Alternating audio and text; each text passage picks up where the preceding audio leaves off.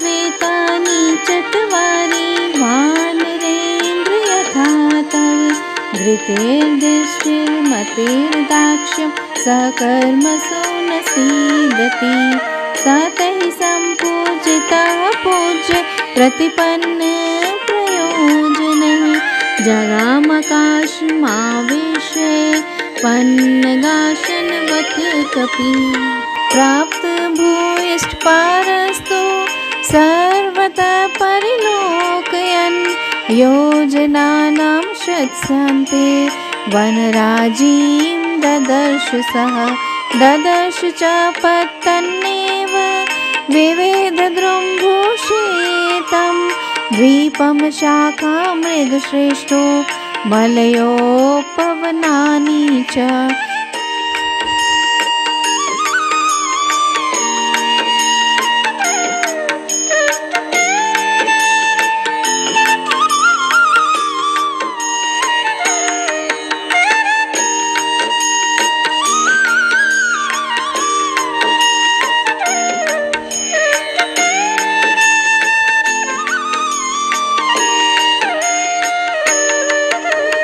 सागरं सागरानुपान् सागरानुपजान् द्रुमान् सागरस्य च पत्नीनां मुखान् अन्यपि विलोकयत् समहमेघसङ्काशं समीक्ष्यात्मात्मवान् निरुन्धन्तमिवाकाशं चकार मतिमान् मतिं कायवृद्धिं प्रवेगं च मम दृष्ट्वैव राक्षसा मयि कौतूहलं कुर्युरिति मेने महामतिः तशरीरं संक्षिप्य तन्महीधरसन्निभं पुनः प्रकृतिमापेदे वीतमोहिवात्मवान्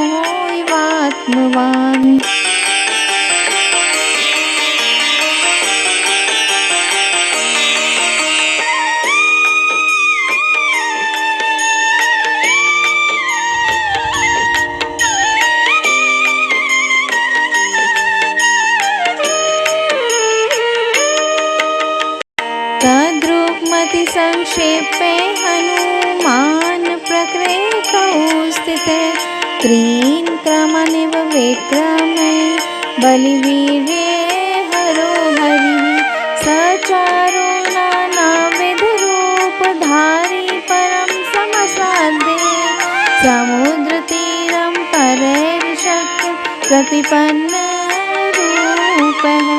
समीक्षितात्मा संवेक्षितार्थतत्सैलं वस्य गिरेः समृद्धे विचित्रकूटे निपपातकूटे सकेतकोददालकनारि केले महाभ्रकुप्रतिमो महात्मा ततस्तु सम्प्राप्त समुद्रतीरं समीक्ष्य लङ्कां वर्यमूढेन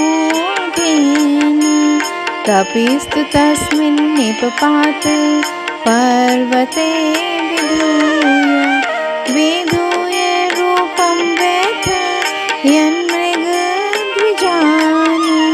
ससागरं दानवपन् गायुतं बलेन विक्रमे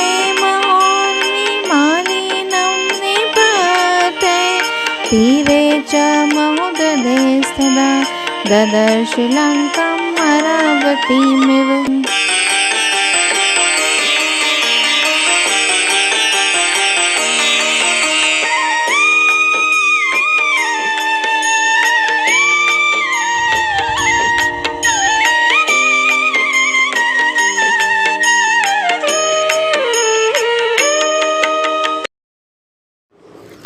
वानरेंद्र, जिस पुरुष में तुम्हारे समान धैर्य, सूझ, बुद्धि और कुशलता ये 4 गुण होते हैं, उसे अपने कार्य में कभी असफलता नहीं होती। इस प्रकार अपना प्रयोजन सिद्ध हो जाने से उन आकाशचारी प्राणियों ने हनुमान जी का बड़ा सत्कार किया।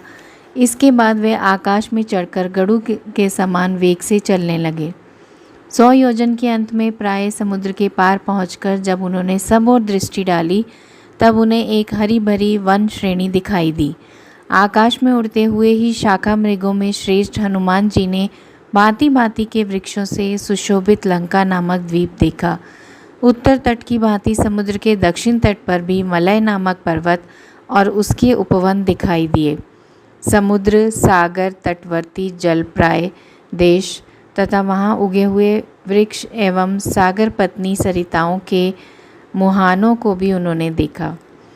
मन को वश में रखने वाले बुद्धिमान हनुमान जी ने अपने शरीर को महान मेघों की घटा के समान विशाल तथा आकाश को अवरुद्ध करता सा देख मन ही मन इस प्रकार विचार किया, अहो, मेरे शरीर की विशालता तथा मेरा यह तीव्र वेग देखते ही राक्षसों के मन में मेरे प्रति बड़ा कौतूहल होगा। वे मेरा भेद जानने के लिए उत्सुक हो जाएंगे। परम बुद्धिमान हनुमान जी के मन में यह धारणा पक्की हो गई। मनस्वी हनुमान अपने पर्वताकार शरीर को संकुचित करके पुनः अपने वास्तविक स्वरूप में स्थित हो गए। ठीक उसी तरह जैसे मन को वश में रखने वाला मोह रहित पुरुष अपने मूल स्वरूप में प्रतिष्ठित होता है। जैसे बलि के पराक्रम संबंधी अभिमान को हर लेने वाले श्री हरि ने विराट रूप से 3 पग चलकर तीनों लोकों को नाप लेने के पश्चात अपने उस स्वरूप को समेट लिया था, उसी प्रकार हनुमान जी समुद्र को लांघ जाने के बाद अपने उस विशाल रूप को संकुचित करके अपने वास्तविक स्वरूप में स्थित हो गए। हनुमान जी बड़े ही सुंदर और नाना प्रकार के रूप धारण कर लेते थे। उन्होंने समुद्र के दूसरे तट पर, जहाँ दूसरों का पहुँचना असंभव था, पहुँचकर अपने विशाल शरीर की ओर दृष्टिपात किया। फिर अपने कर्तव्य का विचार करके छोटा सा रूप धारण कर लिया। महान मेघ समूह के समान शरीर वाले महात्मा हनुमान जी केवड़े, लसौड़े और नारियल के वृक्षों से विभूषित लंब पर्वत के विचित्र लघु शिखरों वाले महान समृद्धिशाली श्रृंग पर कूद पड़े।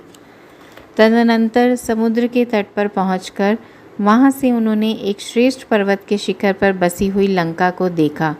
देखकर अपने पहले रूप को तिरोहित करके वे वानरवीर वहाँ के पशु पक्षियों को व्यथित करते हुए उसी पर्वत पर उतर पड़े।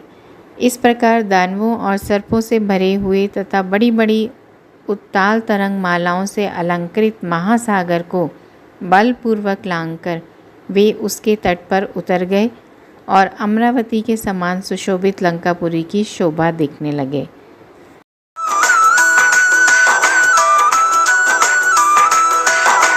मंगल भवन अमंगल हारी प्रभु दशरथ अजिर बिहारी।